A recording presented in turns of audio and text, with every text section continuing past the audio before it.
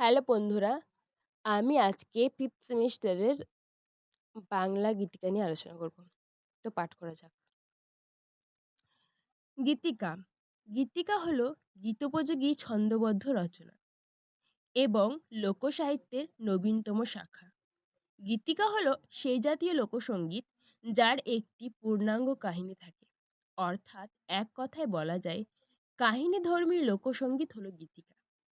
নাটকীয়তা গীতিকার একটি প্রধান গুণ। গীতিধর্মী রচনা হলে এটি পাঠ করে সাধারণ কাব্য পাঠের মতো আনন্দ পাওয়া যায়।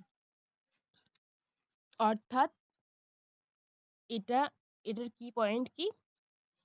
এটি বাদ্যযন্ত্রের সাহায্যে গাওয়া হতো।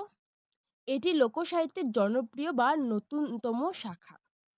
এর প্রধান গুণ হলো নাটকীয়তা বা সংলাপধর্মী। তো এটাই। এবার আগে যাওয়া যাক। বাংলা গীতিকার ত্রিধারা। বাংলা গীতিকার তিনটি ধারা বর্তমান। ১. নাদ গীতিকা, ২. মৈমনসিংহ গীতিকা ও ৩. পূর্ববঙ্গ গীতিকা। আজকে আমরা নাদ গীতিকা নিয়ে আলোচনা করব। তো আলোচনা করা যাক। নাদ গীতিকা। নাদ গীতিকা উত্তরবঙ্গের নাথ সম্প্রদায়ের ধর্মীয় তত্ত্বভিত্তিক রচনা। এই গীতিকার প্রধান দুটি ভাগ আছে। একটি নাদ গুরুদের অলৌকিক সাধন ভোজনের কাহিনী আর অপরটি তরুণ রাজপুত্র গোপীচন্দ্রের সন্ন্যাসীর কাহিনী। অর্থাৎ এটি উত্তরবঙ্গে প্রচলিত ছিল এবং এটি এটি যুগী যাত্রা নামে পরিচিত। এর দুটি ভাগ আছে। প্রথমটি নাদ গুরুদের অলৌকিক সাধন ভোজনের কাহিনী এবং অপরটি তরুণ রাজপুত্র গোপীচন্দ্রের সন্ন্যাসীর কাহিনী। প্রথম ভাগটিকে আলোচনা করলে দেখা যায় যে গোরক্ষ বিজয় বা মিঞ্চতন অংশটি পাওয়া যায়। সেটা নামে পরিচিত প্রথম ভাগটি। আর অপর ভাগটি বিভিন্ন নামে পরিচিত, যেমন মানিকচন্দ্র রাজার গান, আরো অন্যান্য নামে পরিচিত, যেটা পাঠ্যে বলা আছে।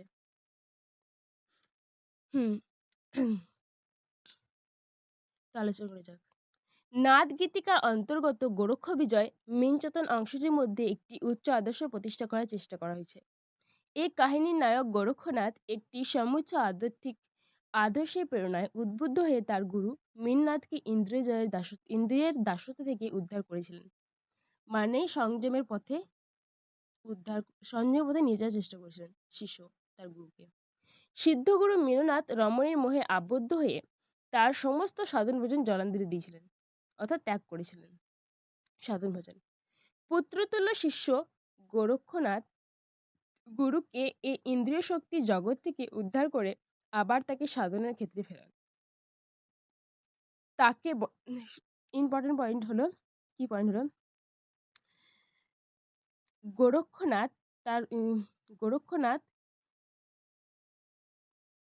মীননাথকে মানে তার গুরুকে ইন্দ্রিয় জয়ের পথে নিয়ে যাওয়ার জন্য বা সংযমের পথে নিয়ে যাওয়ার জন্য শুধু গুরুকে নয়, তাকেও সংযমের পরীক্ষা দিতে হয়েছিল। গুরুকে উদ্ধার করতে গিয়ে গোরক্ষনাথকে ইন্দ্রিয় জয় অনেক পরীক্ষা দিতে হয়েছিল। সকল বাধা জয় করে গোরক্ষনাথ গুরু মীননাথকে প্রকৃত জ্ঞান চেতনায় ফিরিয়ে আনেন। তাই এই গীতিকা গোরক্ষ বিজয় বা মিনচেতন নামে পরিচিত। তাহলে এই গীতিকা গোরক্ষ বিজয় বা মিনচেতন নামে কেমন পরিচিত? তো সামনের বিষয়টিকে পাঠ করলে আমরা এটা বুঝতে পারি। এখান থেকে এটা প্রশ্ন হতে পারে যে গোরক্ষ বিজয় বা মিনচেতন কেন পরিচিত, এর কারণ কি, এটা কেন এই নামে পরিচিত? তো আগে যাওয়া যাক। গোরক্ষ বিজয়ের তুলনায় গোপীচন্দ্রের গান বা মানিকচন্দ্র রাজার গান অনেক বেশি মানবিক আবেদন বলতে, অর্থাৎ অপরটি প্রথমটি বিষয় আলোচনা করা, অপরটি মানে দ্বিতীয় বিষয়টি। রাজা মানিক ও রানী ময়নামতীর সন্তান গোপীচন্দ্র। রানী ময়নামতী ডাকসিদ্ধা নারী। ছেলে গোপীচন্দ্রকে বিয়ে দেওয়ার পর তিনি বুঝলেন যে ছেলেকে কিছুদিন সন্ন্যাসী ব্রত পালন করানো কর্তব্য, তা না হলে ছেলেকে বাঁচানো যাবে না। তাই তিনি ছেলেকে হারির শিষ্যত্ব গ্রহণ করতে বলায় ছেলে গোপীচন্দ্র প্রতিবাদ করে ওঠে। সংসারে নববিবাহিতা তার দুটি স্ত্রী ছিলেন, আদুনা ও পুদুনা। তাদের ছেলে গোপীচন্দ্র কিছুতেই হারির শিষ্যত্ব গ্রহণ করতে রাজি নয়। ভোগের বাসনা তাকে সন্ন্যাসী পথে বাধা হয়ে দাঁড়ালো, কিন্তু মায়ের নির্দেশ শেষ পর্যন্ত তাকে মানতেই হলো। যেহেতু সে মা, তাকে মানতেই হলো। সন্ন্যাসী পথে পা বাড়িয়ে গোপীচন্দ্র বারবার ফিরে তাকিয়েছে ভোগের প্রাসাদের দিকে। পেতে চেয়েছে রমণীর সঙ্গসুধা। এই শাশ্বত মানবিক ধর্মের গুণেই মানিকচন্দ্র গোপীচন্দ্রের গান সহজেই মানব মন অধিকার করেছে। তবে আগেরটা থেকে মানে প্রথম থেকে প্রথমের যে পার্টটা অর্থাৎ গোরক্ষ বিজয় থেকে দ্বিতীয় বিষয়টি অর্থাৎ তরুণ রাজপুত্র গোপীচন্দ্রের কাহিনী যেটা ময়নামতি সন্ত গোপীচন্দ্রের কাহিনী সেটা বেশি মানবিক আবেদনপূর্ণ ছিল, যা আজকেও মানব মনকে আরো গভীরভাবে বুঝতে শিখিয়েছে যে কিভাবে ভোগের দিকে গেলে ভোগ বাসনার দিকে গেলে মানুষের বাঁচার একটাই পথ হয়ে দাঁড়ায়, সেটা হলো সন্ন্যাসী, যেটা হলো ত্যাগ ত্যাগ রূপী মনোভাব। তো যাই হোক, এটা এরকমই কিছু বোঝানোর চেষ্টা করা আছে এখানে। সো থ্যাংক ইউ বন্ধু আমার ভিডিওটি দেখার জন্য। তো আপনারা এটা স্ক্রিনশট করে পড়তে পারেন। ধন্যবাদ।